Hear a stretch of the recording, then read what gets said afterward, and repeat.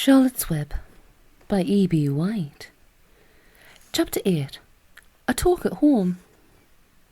On Sunday morning, Mr. and Mrs. Arable and Fern were sitting at breakfast in the kitchen. Avery had finished and was upstairs looking for his slingshot.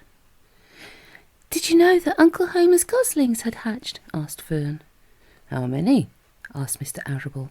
"7," replied Fern.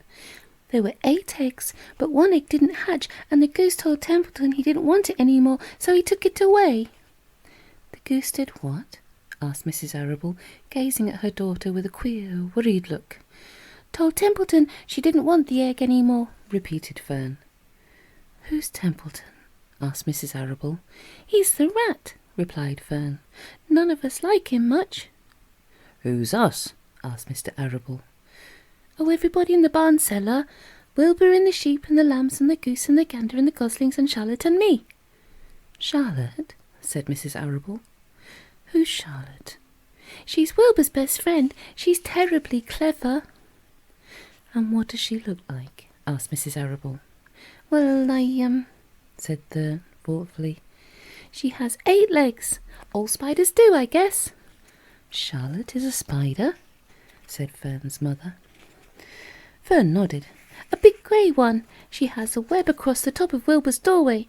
She catches flies and sucks their blood. Wilbur adores her." "Does he really?" said Mrs. Arable, rather vaguely. She was staring at Fern with a worried expression on her face. "Oh, yes, Wilbur adores Charlotte," said Fern. "Do you know what Charlotte said when the goslings hatched?" "I haven't the faintest idea," said Mr. Arable. "Tell us." "Well, when the first gosling stuck its little head out from under the goose, I was sitting on my stool in the corner, and Charlotte was on her web. She made a speech. She said, 'I am sure every one of us here in the barn cellar will be gratified to learn that after 4 weeks of unremitting effort and patience on the part of the goose, she now has something to show for it.' Don't you think that was a pleasant thing for her to say?" "Yes, I do," said Mrs. Arable. "And now, Fern, it's time to get ready for Sunday school, and tell Avery to get ready, and this afternoon you can tell me more about what goes on in Uncle Homer's barn. Aren't you spending quite a lot of time there? You go there almost every afternoon, don't you?" "I like it there," replied Fern. She wiped her mouth and ran upstairs. After she had left the room, Mrs. Arable spoke in a low voice to her husband. "I worry about Fern," she said. "Did you hear the way she rambled on about the animals, pretending that they talked?" Mr. Arable chuckled. "Maybe they do talk," he said. "I've sometimes wondered. At any rate, don't worry about Fern.